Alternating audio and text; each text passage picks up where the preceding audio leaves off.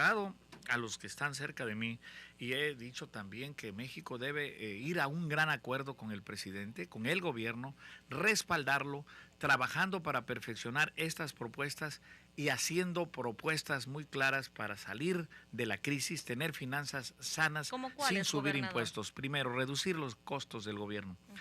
El gobierno federal gasta 233 mil millones de pesos en las llamadas delegaciones federales y algunas de ellas son estructuras que duplican el costo administrativo. Cuando el Partido de Acción Nacional era oposición, lo luchó y logró el ramo 033. ¿Para qué? Para que sin que hubiera burocracia llegaran los recursos para los programas a los ayuntamientos. ¿Y ahora qué ha ocurrido? Que todos los recursos se gerencian, se administran a través de delegaciones, se generan subejercicios o se duplican. Hay programas como el de oportunidades y 70 y más que tienen pesadas cargas burocráticas y hacen prácticamente lo mismo.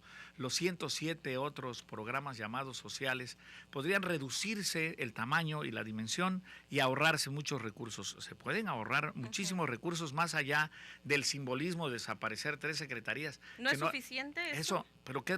Ahí no desaparecen más que 3 secretarios, desaparecen 3 puestos. ¿Por qué? Porque por los efectos del estatuto jurídico todos los empleados van a ser reubicados, las oficinas van a ser reusadas y simplemente suspenden 3 salarios cuando han creado 1,700 posiciones de esa naturaleza en los últimos 9 años que han agregado al aparato burocrático y han creado dimensiones extraordinarias en los llamados fideicomisos donde hay personajes que ganan superior a los 300 o hasta los 600 mil pesos. Hay muchas otras cosas que se deben hacer. ¿Qué se debe hacer? Invertir todos los recursos, por ejemplo, del Fonadín en infraestructura y por la vía de generar crecimiento en la economía se generan recaudaciones. Hay una docena de propuestas que hemos hecho, por ejemplo, en materia de industria petrolera. Sí, al acuerdo para nuevas reformas de segunda generación en Pemex que atraigan inversión pública y privada. Veracruz votó una ley de inversión pública y privada hace 2 años, por cierto, con la oposición del PAN, que fueron hasta la Suprema Corte de Justicia y perdieron. Pero ahora el presidente de la República propone esas asociaciones, las saludamos porque podría ser posible atraer inversión para refinar petróleo y gas que ahora importamos y entonces seguramente mañana mismo Tuxpan tendría una refinería porque este gran estado es el gran productor del petróleo y del gas.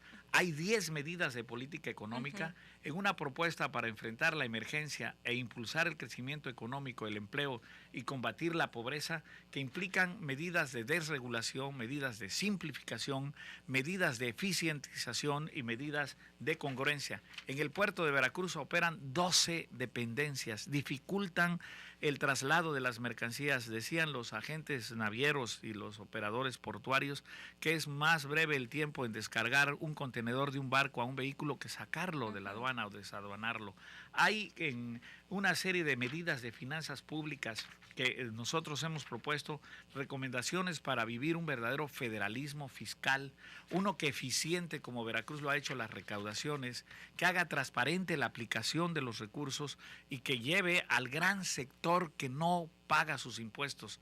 Este que se llama sector no informal de la economía o sector no impulsado por una eficiente recaudación a pagar sus impuestos a que lo haga. Fíjense, Betty, el sector no informal en México, el que no paga los impuestos, se calcula que está más o menos representando un 10% del Producto Interno Bruto. Cada punto del producto vale 120,000 millones de pesos. Estamos hablando de 1,000,000,000, 200,000 pesos. ¿Ahí quiénes están? Están los que compran y venden piratería, están los que compran y venden drogas, los de las armas, los de las terminaciones ilegales del embarazo, están ubicados las actividades ilegales que por lo tanto no se registran.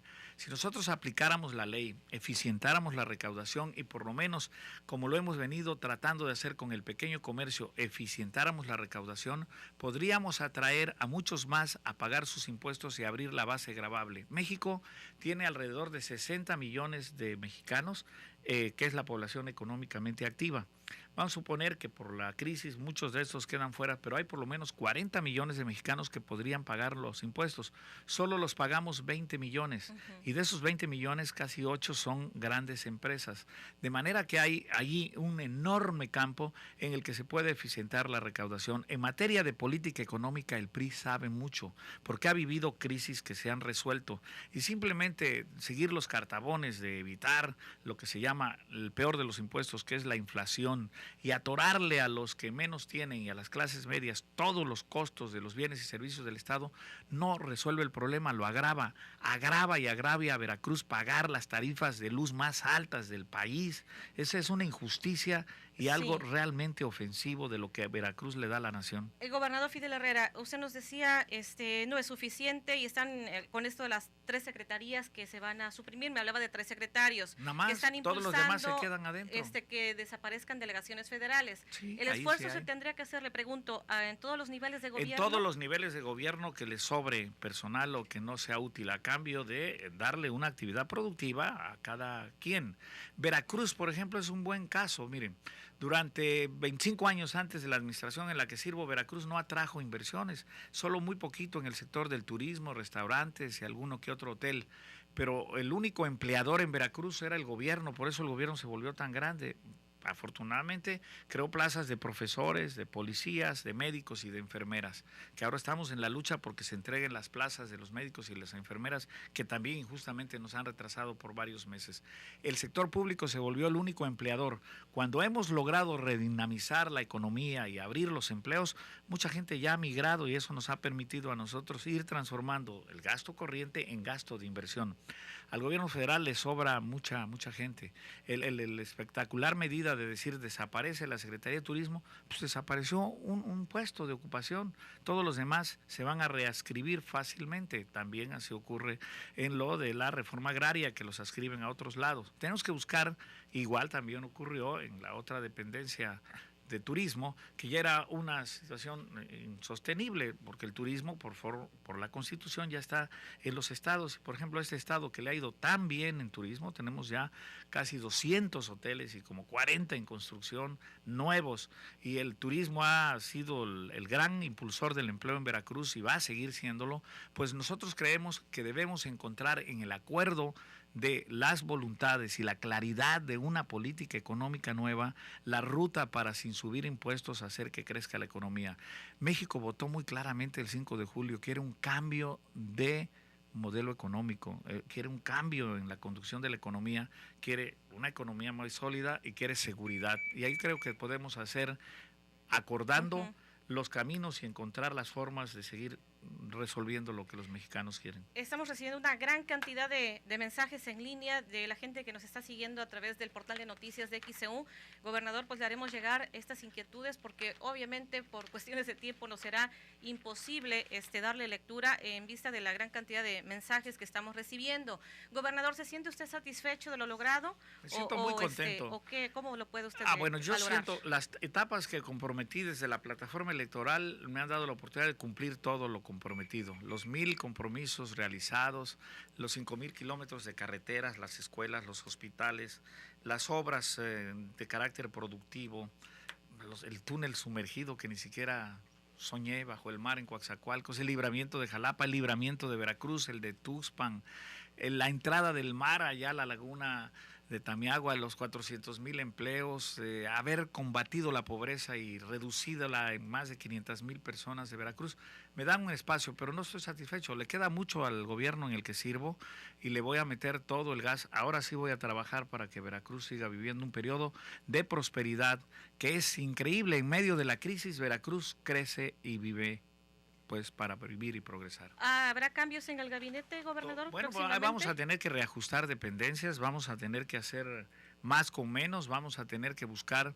que algunos de los servidores públicos se ubiquen en otros campos, reforzar más la educación, la salud, la vivienda, y en esta etapa tan crítica, pues algunas zonas sí les va a pegar, les va a afectar. México está entrando en la etapa más grave y hacia finales del año las condiciones van a ser muy delicadas. ¿No se ha tocado fondo desde su perspectiva? Yo creo que no, sobre todo en muchas regiones del país. Veracruz es otro caso y yo espero que no nos descarrilen ni nos quieran llevar por otra ruta y que nos respeten En estas alturas ya Veracruz no quiere que le den, sino que no le quiten, que nos permitan seguir yendo como vamos. Pero hay zonas del país donde la delincuencia, la insatisfacción y muchos otros factores generan fenómenos de disasociación que mantienen a las familias en tensión permanente y de esa manera inhiben su capacidad productiva y el disfrute de sus libertades y de la felicidad. Yo creo que nosotros tenemos que hacer lo que vamos haciendo.